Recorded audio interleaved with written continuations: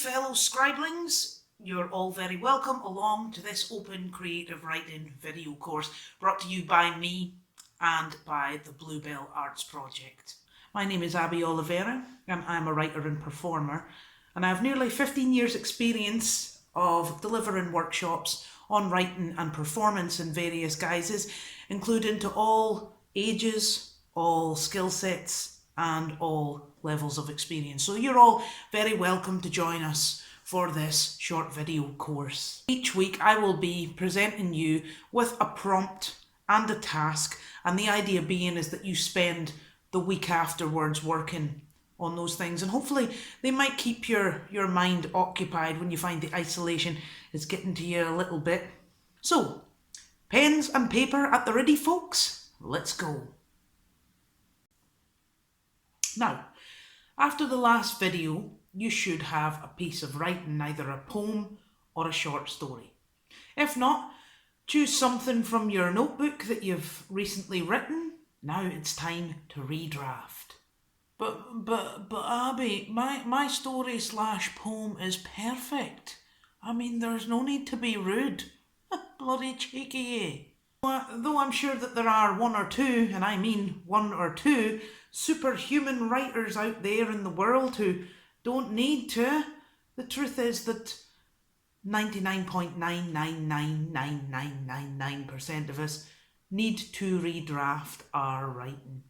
Redrafting is something that all writers need to get into the habit of doing. Think of that first draft as being that lump of shapeless clay on the potter's wheel, and every draft after the first as being the shaping of that piece of clay into something gorgeous and skilled and artistic. Same goes for writing.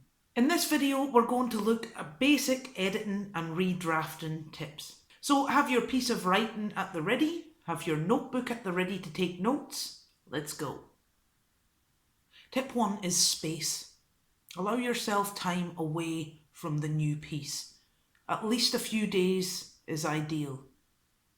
That allows you to go back to the piece with a set of fresh eyes and fresh sensibilities. Oftentimes, when we finish the first draft of a piece, we can get a little bit of a feeling of elation. We're like, yes, this is it, this is great, only to go back a few days later with those fresh eyes and see where we need to redraft, where we need to edit. So allow that few days.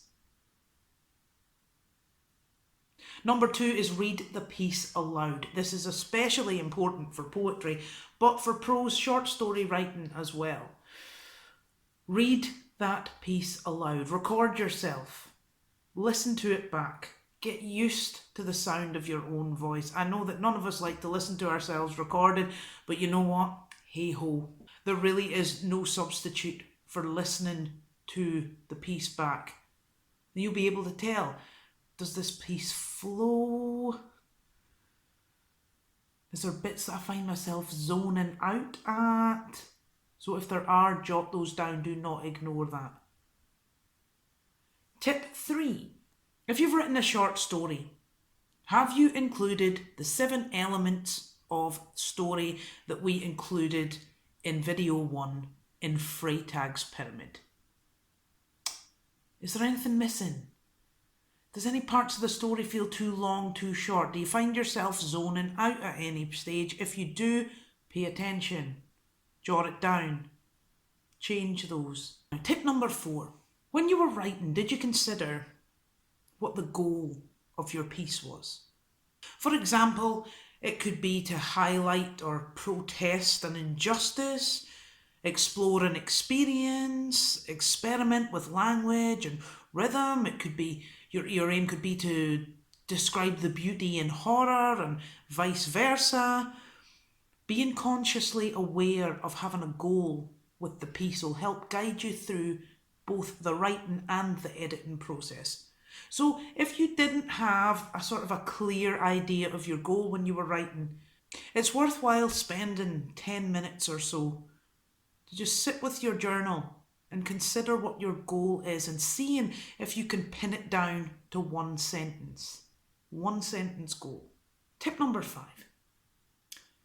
And particularly for the poets among you, what images have you used in this piece of writing?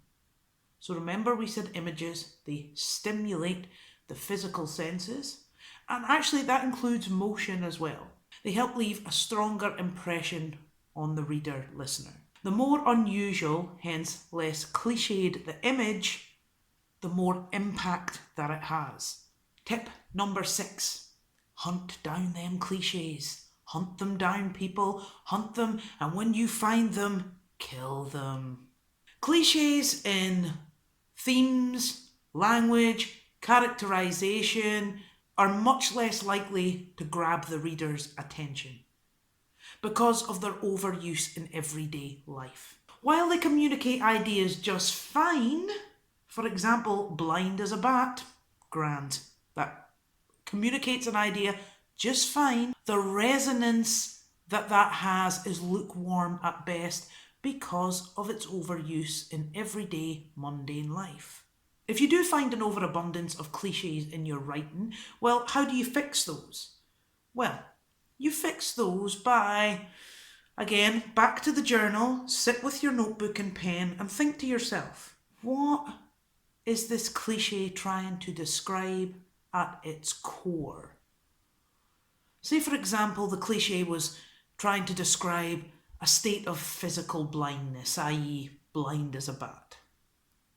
Then brainstorm a list of alternative associations.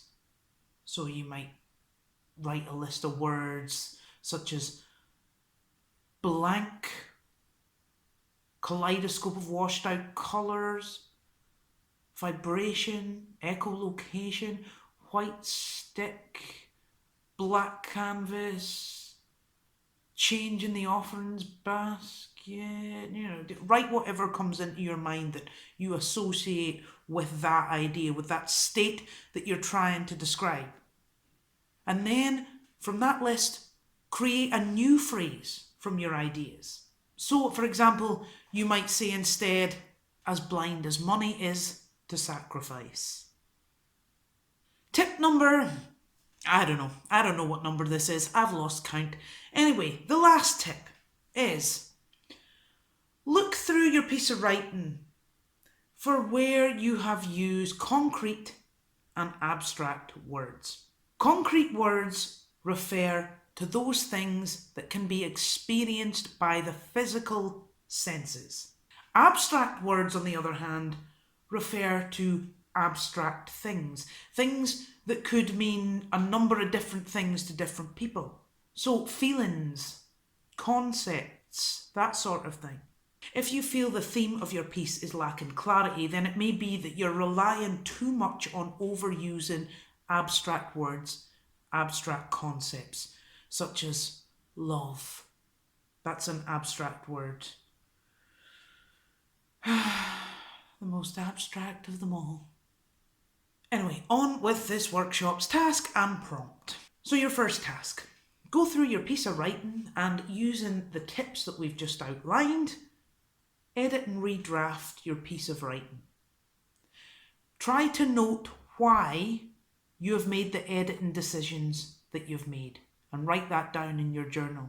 And for this video's writing prompt, I want you to go back to your list of poetic forms that you would like to try, and I want you to pick one, a different one from last time, and I want you to write a poem in that form dedicated to all the things that, in your opinion, make life worth living and preserving. Keep the editing tips in mind before you start writing this time. And as always, try to finish that prompt in no more than a week. Now we're going to shake things up a little bit this week.